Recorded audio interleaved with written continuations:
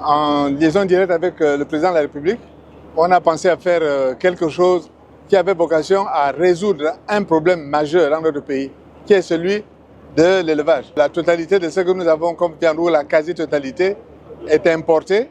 Et donc, il s'agit dans cette opération de relancer les élevages dans notre pays et d'avoir à terme, dans quelques années, une production suffisante. Quelqu'un me demandait tout à l'heure, mais à partir de quand va-t-on pouvoir manger? Je réponds, on va pouvoir manger quelques-uns d'entre eux dans 6-8 mois. Mais pour l'instant, on cherche à augmenter les volumes. Et toutes les bêtes que vous voyez là, ce sont des vaches. Donc elles ont des vocations à se reproduire. On va continuer à les inséminer pour être sûr d'avoir le maximum d'animaux qui arrivent. Monsieur le Premier ministre, on parle d'un projet majeur pour relancer la filière élevage. C'est en même temps un moyen de lutter contre la vie chère et en même temps de faire barrage au chômage des jeunes?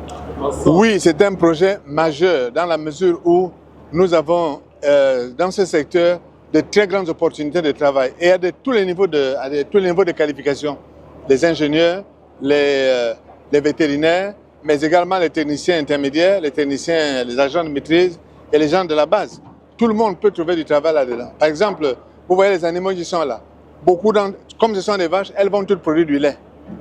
Si on se met à récupérer du lait, ça veut dire qu'il y a des gens qui vont être capables de faire autre chose que simplement de la production de la viande. Donc, il y a des gens dans quelques semaines, dans quelques mois, qui vont récupérer ça et peut-être se mettre à fabriquer un peu de beurre, peut-être fabriquer du lait caillé, etc. Ce sont des dérivés de cet élevage qui vont permettre d'accroître les opportunités d'emploi. Mais il y aura d'autres choses derrière. Si l'élevage augmente significativement, ça veut dire qu'au moment où on va commencer les abattages, on va récupérer les pots. Qui dit pot, dit tannerie, dit capacité, possibilité de fabriquer des objets en cuir, des sacs, des choses comme ça, etc.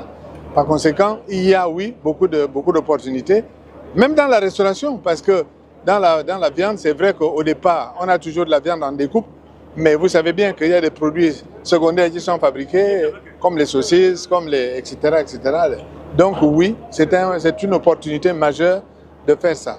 Je pense que ça va donner un sens concret à ce dont on parle depuis tant de temps, qu'il faut essayer de diversifier la base de production. Monsieur le Premier ministre, avant ce projet, il y a vraiment eu d'autres de grande ampleur, mais qui ne sont pas arrivés à la terme. Et aujourd'hui, la question qu'on pourrait vous poser, c'est celle de savoir comment vous allez faire pour pouvoir pérenniser. Et surtout, quel est le suivi qui sera derrière. Bon, vous savez, c'est le propre de l'homme de commencer, d'échouer et de repartir, en se disant que j'ai loupé et je vais tirer les leçons de l'expérience que j'ai. Oui, il y a eu des projets qui ont échoué, etc. Ce que je crois, c'est qu'on va tirer les leçons de ça. Par exemple, je voudrais promouvoir dans ce projet des éleveurs individuels qui vont s'installer en privé, qui vont recevoir en crédit les animaux pour pouvoir se trouver à la tête d'un cheptel et d'être capable de rembourser ce cheptel, non pas en argent, mais en bêtes qui naissent. Si vous donnez 20 bêtes à quelqu'un, eh bien, l'année d'après, il va commencer à avoir des veaux, et dans les veaux, il peut rembourser 2, et puis l'année d'après 2, et ainsi de suite, jusqu'à ce qu'on arrive à une période où il a remboursé la totalité des animaux qu'il a reçus. Donc, la première chose, le premier objectif, c'est d'essayer d'avoir un appui très important pour que ce soit des privés, des jeunes Gabonais et des Gabonaises qui s'installent pour faire ça. La deuxième chose, c'est qu'il faut s'appuyer sur un modèle économique sérieux.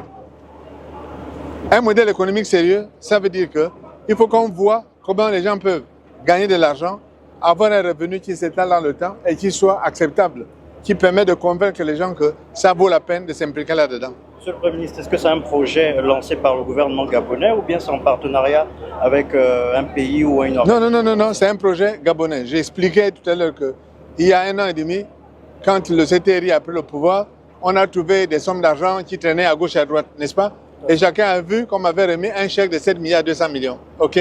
Et donc, avec le président, on s'est concerté. Le président a pensé qu'il était bon, peut-être de faire quelque chose d'utile qui serve à tout le pays. Et donc, on pourrait se souvenir comme ayant été le produit de ce qui a été de l'argent qui traînait, qui avait été mal utilisé. Donc, voilà le projet. On finance ça à fonds propres gabonais. Il n'y a pas un prêt, c'est de l'argent. C'est tout l'argent qu'on avait remis.